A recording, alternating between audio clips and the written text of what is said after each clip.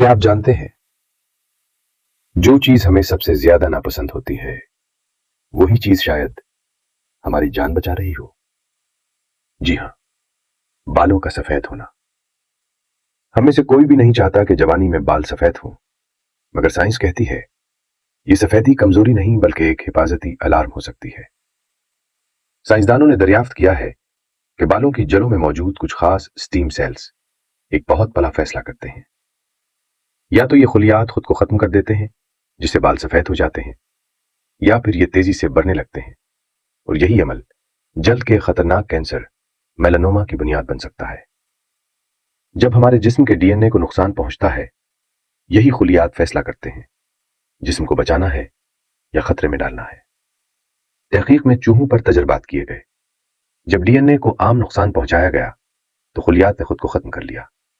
बाल सफेद हुए मगर कैंसर रुक गया। लेकिन जब अल्ट्रा वायलेट शुआएं या खतरनाक केमिकल्स शामिल किए गए, खुलियात मरने के बजाय तकसीम होने लगे और कैंसर का खतरा कई गुना बढ़ गया।